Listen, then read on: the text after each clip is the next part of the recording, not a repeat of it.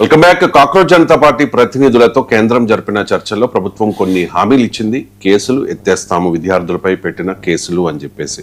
So విద్యార్థులపై కేసులు ఎత్తి వేయకపోగా కొత్త కేసులు పెడుతూ ఉన్నారు అండ్ కొన్ని అరెస్టులు కూడా జరుగుతూ ఉన్నాయి అంటూ కాక్రోచ్ జనతా పార్టీ ప్రతినిధులు ఆరోపిస్తూ ఉన్నారు. సో కేంద్రం ఇచ్చిన హామీకి కట్టుబడి ఉండాలి, విద్యార్థుల మీద నమోదైన అన్ని ఎఫ్ఐఆర్లను ఉపసంహరించుకోవాలి, లేదంటే మళ్ళీ ఉద్యమం చేస్తాము అని చెప్పేసి సిజేపీ హెచ్చరిస్తోంది.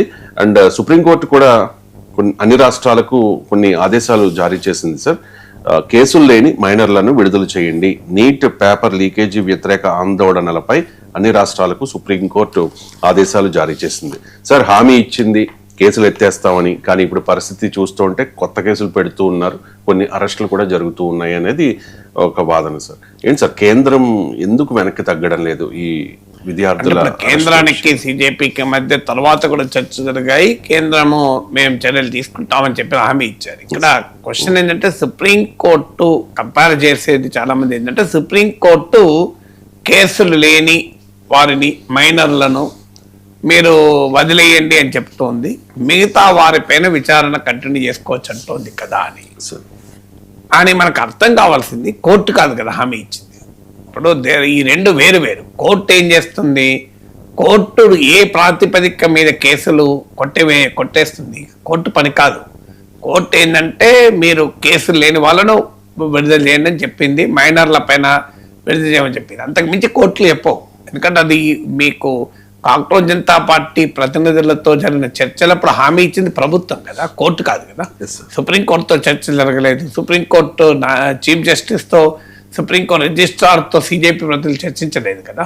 పోరాటం ప్రభుత్వం మీద, ప్రభుత్వం ఒక పొలిటికల్ నిర్ణయం తీసుకొని కేసులు కొట్టివేస్తాము అన్నది, అది గవర్నమెంట్ డిసిషన్. ఇప్పుడు మావోయిస్టులతో చర్చలు జరిగిన తర్వాత మావోయిస్టులకు చాలాసార్లు చెప్తుంటారు, మీరు లొంగిపోండి, మీ కేసులు లొంగిపోయినాక కేసులు, మర్డర్ కేసులు, ఎన్కౌంటర్ కేసులు కూడా మీకు ఎన్కౌంటర్లో మీకు పెద్ద పెద్ద సీరియస్ కేసు, మీకు బాంబు పేలుళ్ళు, పెద్ద ఎత్తున పోలీసుల పైన దాడుల కేసులు కూడా ఉపసంహరించుకుంటూ ఉంటారు. మీకు that is a part of the political process. ఇప్పుడు మీరు ఎన్ని సంస్థలతో ప్రభుత్వాలు అగ్రిమెంట్ చేసుకున్నాక ఒక పొలిటికల్ ప్రాసెస్లో భాగంగా, ఒక పొలిటికల్ రీకన్సిలియేషన్లో భాగంగా కేసులు ఎత్తివేస్తూ ఉంటారు. అది కోర్టు ప్రభుత్వం చేయాల్సిన పని.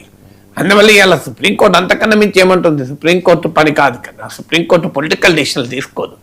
అందువల్ల ఆ ప్రభుత్వంకి ఆ అధికారం ఉంటుంది కనుక ప్రభుత్వాన్ని తీసుకుంటానని హామీ ఇచ్చింది. ఏ అధికారం లేకుండా జేపీ నడ్డా ఎందుకు హామీ ఇచ్చి వెళ్తారు ప్రభుత్వం తరఫున?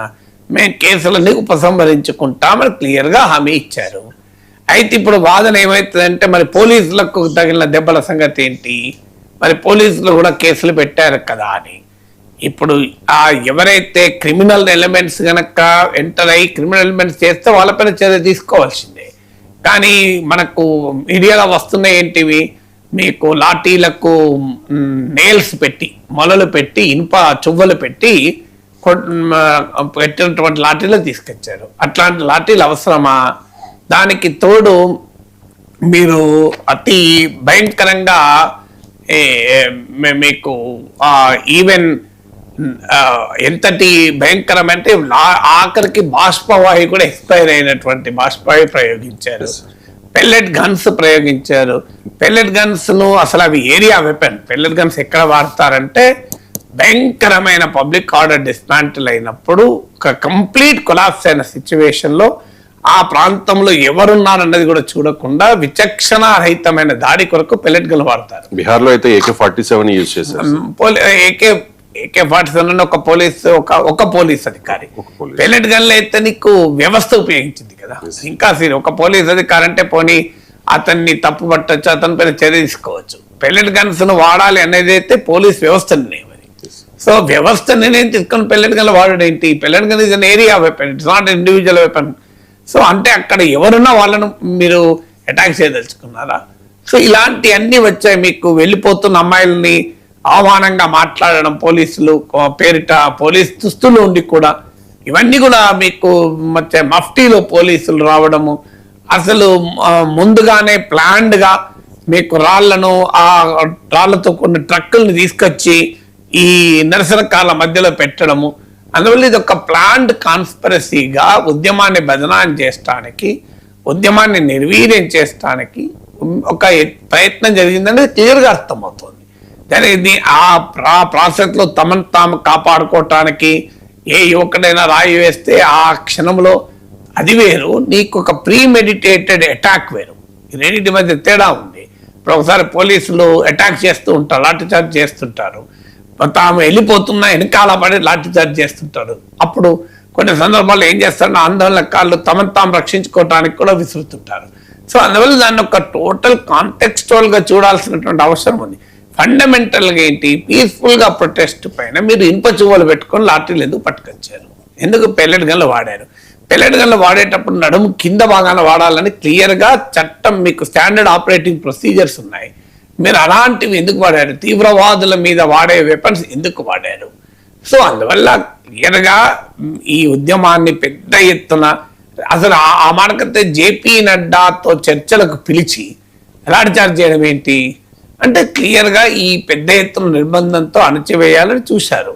అది జరగలేదు. జరగనప్పుడు ఒప్పందం చేసుకున్నారు. ఇప్పటికైనా ఒప్పందాన్ని హానర్ చేసి మీకు పరిస్థితుల్ని మళ్ళీ విషమింప చేయకుండా బాధ్యత ప్రభుత్వం పైన ఉంటుంది కదా.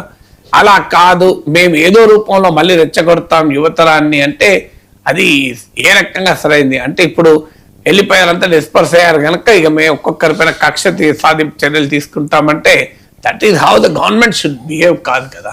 It is not the way government behave.